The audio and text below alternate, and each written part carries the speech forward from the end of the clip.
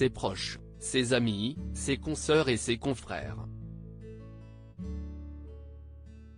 Tout le monde conserve une jolie image, en tête, de Charlotte Valandrey. Celle d'une femme forte, qui s'est battue jusqu'au bout, mais a malheureusement succombé à la greffe de son troisième cœur, le 13 juillet dernier. Âgée de 53 ans, la comédienne avait parcouru les scènes du pays entier, les plateaux de tournage, et avait débuté sa carrière, très tôt, au cinéma. C'est à 15 ans que Charlotte Valandrey est devenue comédienne.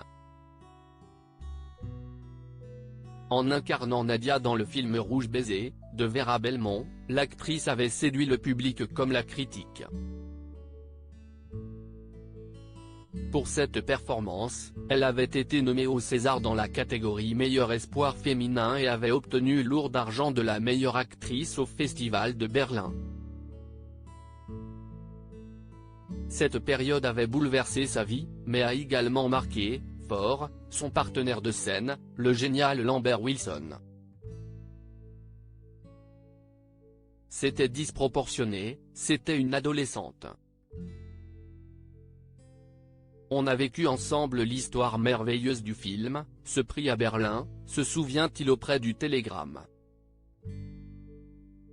Mais c'était disproportionné, c'était une adolescente, qui alliait grâce et mauvaise humeur, c'est ça que Vera Belmont avait chopé, presque un peu trop tôt.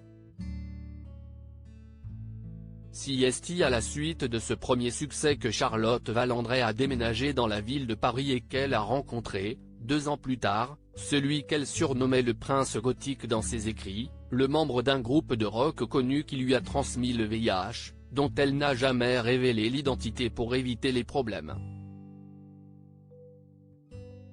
Sa mort m'a bouleversé. Depuis la sortie de son livre L'amour dans le sang, en 2005, Charlotte Valandrey était devenue, malgré elle, le porte-drapeau d'une lutte contre la maladie.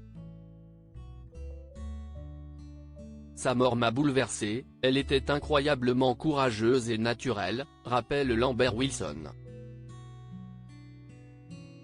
Elle était brave de raconter et défendre son histoire comme elle l'a fait. Retrouvez l'interview intégrale de Lambert Wilson dans le journal Le Télégraphe.